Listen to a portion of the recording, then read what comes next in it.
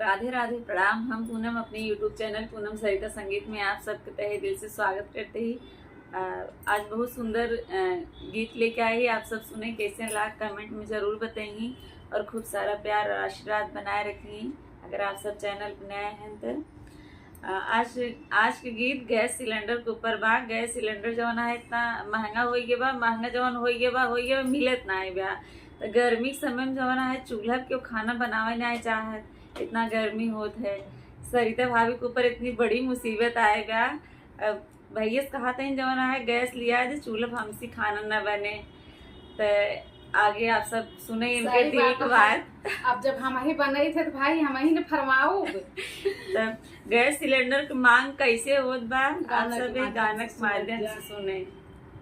चूल्हा के आँच अब हमसे ना सहाला, पिया गए सवालाई दना, पिया गए सवालाई दना, झट बर बैपट बुतऊ बे, पिया गए सवालाई दना, झट बर बैपट बुतऊ बे, पिया गए सवालाई दना।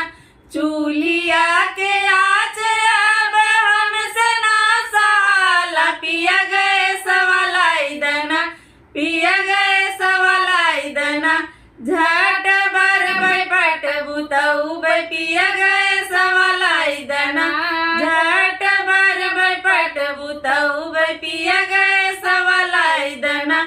नाई हर के चिकन दैया घर के भाई कारिया, नाई हर के चिकन दैया घर के भाई कारिया, नानदी त सूती जाल तानी के चदरिया, नानदी त सूती जाल तानी के चदरिया, पिया गए सवालाई दना, पिया गए सवालाई दना, झट बर बैपट बुतऊ बे, पिया गए सवालाई दना, झट बर बैपट बुतऊ बे, पिया गए सवालाई दना।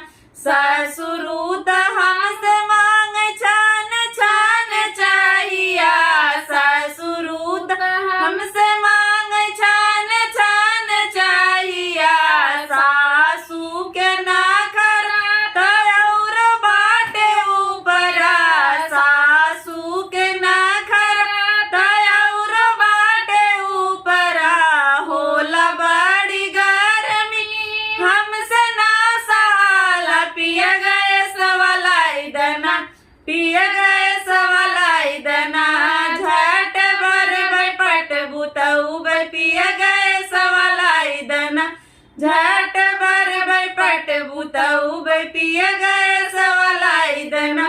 ऊपरी के आगे अब हमसे ना सहाला, पिया गए सवालाई दना, पिया गए सवालाई दना, झट बर बैपट बुतऊ बे, पिया गए सवालाई दना, झट बर बैपट बुतऊ बे, पिया गए